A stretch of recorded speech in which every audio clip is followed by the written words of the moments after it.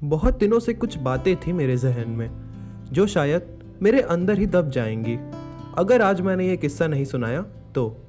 मगर ये किस्सा है नहीं, सच है। मेरी जिंदगी का वो सच जिससे अभी तक कोई वाकिफ नहीं है।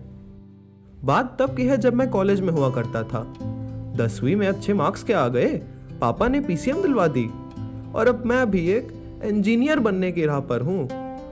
और इंजीनियरिंग कॉलेज का बॉयज टू गर्ल्स का रेशियो तो है ही लाजवाब। जाहिर सी बात है, हर लड़के के पीछे लड़कों की लाइन लगी रहती थी। जिंदगी में प्यार की कमी मुझे भी महसूस होती थी, मगर लाइन में लगने की हिम्मत और वक्त दोनों नहीं था मेरे पास। एक दिन मैं ना जाने किन ख्यालों में खोया था कि मुझे सामने से आती साइकिल दिखी ही नहीं। खैर, अगर दिख जाती तो आज सुनाने के लिए यह किस्सा ना होता मेरे पास। और अगर आपको लग रहा है कि ये कोई बॉलीवुड की फिल्म है जहां हीरो हीरोइन को पहली नजर में प्यार हो गया, तो भी आप गलत हैं। इतनी भी क्लीशे नहीं है हमारी कहानी। तो मैं साइकिल से टकराकर गिर गया। आंख खुली तो आसपास इतने सारे लोग थे कि पता ही नहीं चला कि साइकिल चला कौन रहा था। इतनी सारी आंखें ना जाने मुझ में क्या ढूंढ रही थीं। क्या इतना कुछ खास था भी मुझ में? शर्म के मारे मैं चुपचाप वहां से निकल गया। कुछ दिन बाद कैंटीन में मस्त अकेला बैठा मैं पैटी खा रहा था। तभी एक आवाज मेरे कानों में पड़ी, एक्सक्यूज मी। एक लड़की की आवाज। मैंने ऊपर देखा, मुझे लगा शायद केचप मांगने आई हो। हाँ बोलिए, मैंने पूछा। आप वो कुछ दिन पहले सड़क पर साइकिल से टकरा कर गिर गए थे ना? शर्म से मेरी आंखें नीचे झुकी और मन ही मन मैं ये सोचने लगा कि अब ये हंस न दे। जी, मैंने एकदम धीरे से घबराते हुए कहा।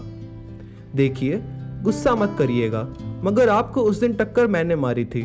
ना जाने कहाँ ध्यान था मेरा, आप मुझे आते दिखे ही नहीं। और फिर अचानक इतनी भीड़ आ गई, मैं आपसे माफ़ी भी नहीं मांग पाई। उस हादसे के लिए मैं बहुत शर्मिंदा हूँ। हो सके तो मुझे माफ़ कर दीजिए। उसने इतने प्यार से कहा कि अगर मैं गुस्सा भी होता तो मैं मान जाता। कोई बात नहीं, मेरा भी ध्यान नहीं था जो बीच सड़क पर आपको आते नहीं देखा। It's okay. बात यहीं खत्म हो जाती तो ही अच्छा रहता, मगर वो मेरे साथ वाली कुर्सी पर बैठ गई और कहा, मेरा नाम विदिशा है, can we be friends?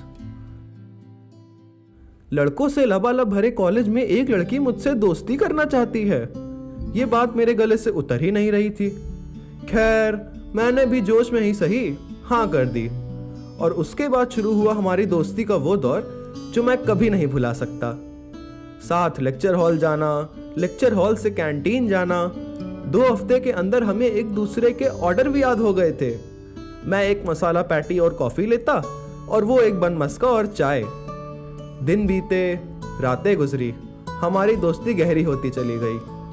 Garden में बुक पढ़ते पढ़ते थक कर उसकी गोद में सो जाना, उसका मूवी थिएटर में मुझे शांति से देखते रहना, और मेरे दिल के सबसे करीब सर्द रातों में वो लॉन्ग वॉक्स जो एक चाय की मिठास के साथ खत्म होती थी। और अगर मैं कहूँ कि मेरा दिल दोस्ती के आगे बढ़ गया था तो ये गलत नहीं होगा। पहली दफा प्यार हुआ भी तो अपनी सबसे अच्छी दोस्त से। अगर एक दिन भी ऐसा होता कि हम ना मिल पाते तो मैं बहुत उदास होता। चिढ़ाते हुए कई बार मैंने उससे अपने दिल की बात बताने की कोशिश भी की, मगर वो हमेशा हंसकर उसे टाल देती थी। शायद उसके दिल में भी कुछ था, वरना क्यों वो थक कर मेरे कंधे पर सो जाती, क्यों खुशी से मुझे गले लगाती। यही जानने की कोशिश में लगा था मैं, जब मुझे वो बात पता चली जिसने मेरा और विदिशा का पूरा रिश्ता ही बदल दिया। ये अफसाना हमारे रिश्ते को बहुत बड़ा नुकसान कर सकता था। विदिशा के बॉयफ्रेंड ने हमें साथ में थिएटर में देख लिया था। उसका सर मेरे कंधे पर था। उसने विदिशा से पहले ही मुझसे मिलना कम करने को कहा था। उसे लगता था कि हम बहुत करीब हो गए हैं और विदिशा उसके साथ कम समय गुजारती है। विदिशा ने उसे समझाने की कोशिश करी, पर जब वो नहीं समझ रहा था तो विदिशा ने उससे वहीं गुस्से में ब्रेकअप कर लिया। इस सिलसिले के बाद एक रोज मैं हमेशा की तरह उससे मिलने उसके हॉस्टल के बाहर गया। आज उसे नीचे आने में कुछ ज्यादा वक्त लग रहा था, मगर वो आई। मगर वो हंसती खेलती चुलबुली विदिशा नहीं, सूजी हुई लाल आंखें, गालों पर सूखे हुए वो आंसू के निशान। कुछ तो हुआ था। मेरे लाख पूछने के बाद उसने आखिरकार मुझे बताया, मैं उसको नहीं भुला पा रही हूँ। जब भी फ़ोन उठाती हूँ उसी की याद आती है। उसकी प्रोफाइल देखती हूँ, पुराने मैसेजेस पढ़ती हूँ। कहने को ये सिर्फ कुछ शब्द थे, मगर जो धक्का मुझे उस दिन लगा उससे शायद मैं आज भी नहीं उभर पाया। उसका बॉयफ्रेंड भी था, ये भी मुझे पहले नहीं पता था, पर फिर हमारी कभी पर्सनल बातों पर चर्चा होती भी तो नहीं थी, तो शायद उसे ही बताने का मौका ना मिला हो। जो भी हो, बात बहुत बड़ी थी और उससे भी बड़ा मेरा सदमा। पर उस समय मैंने बस उसे संभालने में ध्यान लगाया। जब मैं वापस अपने कमरे में लौटा तो बिस्तर पर लेटा खुद ही से लड़ता रहा कि अब जब ब्रेकअप हो ही गया है तो मेरे पास भी मौका है इजहार करने का। पर इस कदर वो रोई है इस लड़के के लिए, तो उसके दिल में प्यार होगा, कहीं मुझसे ज्यादा होगा। क्या पता वो बस मुझे एक अच्छे दोस्त की तरह चाहती हो। इन्हीं ख्यालों ने मुझे रात भर जगाए रखा। अगली सुबह जब मैं उठा तब एक फैसला कर लिया था मैंने। अगर मैं विदिशा से सच्चा प्यार करता हूं तो उसकी खुशी में ही मेरी खुशी है, चाहे वो मेरे साथ हो या मेरे बिना। साथ में रहकर ना सही, अलग रहकर ही सही। I hope that she is happy. उस दिन शाम को मैं उसके एक्स के हॉस्टल गया। उसका नाम अब याद नहीं मुझे। खैर, वहाँ उससे बात करके मुझे पता चला कि प्यार तो वो भी उससे बहुत करता था। उसने मुझे बताया कि वो विदिशा से ब्रेकअप नहीं करता, लेकिन मुझे और विदिशा को साथ देकर वो इनसिक्योर तो हो गया था।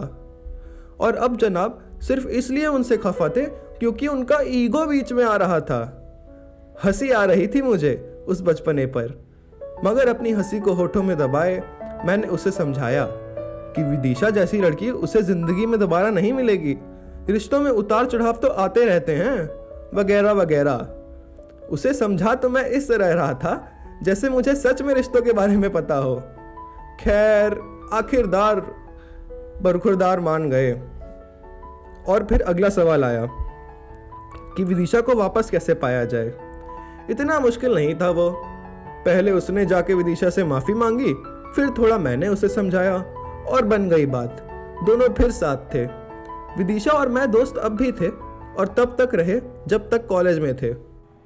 आज जब इतने साल गुजर गए उससे बात किए हुए, फिर भी उसका ख्याल आता है मुझे। क्यों? खाली वक्त में सोचता हूं मैं इस बारे में कि कहीं गलत तो नहीं कर दिया मैंने। उसको खुश रखने की कीमत अपने जिंदगी भर के गम से तो नहीं चुका दी, पर फिर मेरे साथ वो खुश रहती भी कि नहीं। खैर, क्या ही फायदा अब इन सब बातों का। फिर भी कभी कभी मेरे दिल में ख्याल आता है।